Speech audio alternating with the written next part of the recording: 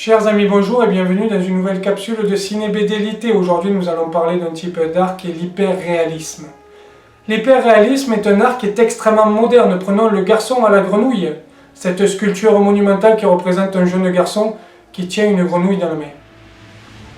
Pourquoi est-ce que je parle de cela? Parce que la mécanisation de l'art et la numérisation de l'art a permis l'hyperréalisme. Ça, c'est vrai dans la sculpture et c'est également vrai de plus en plus dans le dessin, par exemple, par ordinateur. Mais cela commence à être de plus en plus vrai pour le cinéma, et là, c'est beaucoup plus difficile. Prenons un film hyper réaliste français que je pense que vous connaissez tous, Un prophète. Film de 2005 de Jacques Audiard avec Tahar Rahim et Niel Arestrup. Ce film est absolument exceptionnel, exceptionnel par son réalisme, exceptionnel par sa violence, exceptionnel par la plongée qu'il nous fait dans le monde carcéral. Le pitch, je pourrais vous raconter cette histoire du jeune garçon qui se trouve paumé dans la prison, mais ce n'est pas comme ça que je vais le faire. Je vais vous dire que c'est l'histoire d'hommes qui sont enfermés, qui deviennent des loups, et lorsque le chef de la meute appelle quelqu'un pour venir le servir, il le sert, et lorsque le chef de la meute commence à décliner, à vieillir, et à ne plus avoir de pouvoir, alors c'est le jeune qui l'a appelé qui prend lui le pouvoir. C'est donc une histoire de loup dans le système carcéral, une histoire humaine. Une histoire entièrement humaine.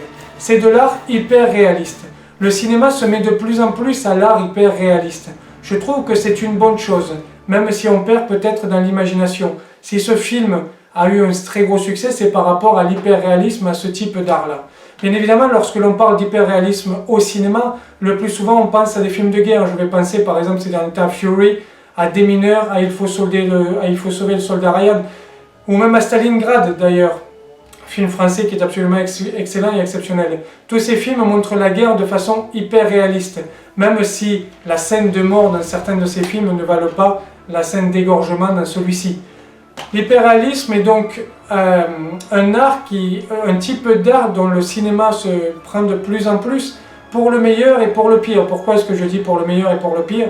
Parce qu'on peut peut-être regretter de temps en temps, même si l'on voit bien sûr la vision de l'auteur et la vision de tous les gens qui ont travaillé sur ces films, de cette réalité-là, ça perd peut-être un petit peu en imagination et on essaie d'avoir des scénarios qui sont trop cohérents et trop collés à une certaine vie réelle. Bien sûr, il faut des films hyper réalistes, mais il est aussi souhaitable d'avoir des films où l'imagination peut être débordante. Je voulais vous parler de cet art parce que si on connaît des films de guerre américains qui sont hyper réalistes, et j'en ai cité quelques-uns, le cinéma français se met de plus en plus à l'hyperréalisme et je trouve que Un prophète est au sommet de la pyramide, au sommet, pour reprendre un petit peu l'histoire de ce film, enfin, le scénario de ce film, au sommet de la chaîne alimentaire. Et je trouve bien que le cinéma français se mette dans l'hyperréalisme parce qu'on va pouvoir concurrencer le cinéma américain, mais il est bon aussi que le cinéma français ait une imagination débordante et peut-être que l'on se mette un peu plus à faire de la science-fiction, quoique on commence à ne pas être trop mal là-dedans. Voilà, je voulais vous parler de l'art hyperréaliste, je vous en parlerai un peu plus en détail lorsqu'on abordera des sculptures, des peintures, etc. Mais je voulais un petit peu vous parler de ce film Prophète qui a une quinzaine d'années et que je vous conseille très fortement de voir si ça n'est déjà fait, mais je pense que tous ceux qui écoutent cette vidéo l'auront fait. Je vous remercie de m'avoir écouté pour cette courte capsule, je vous dis à bientôt, n'oubliez pas de vous abonner à la chaîne et de mettre en commentaire ce que vous pensez. Merci et au revoir.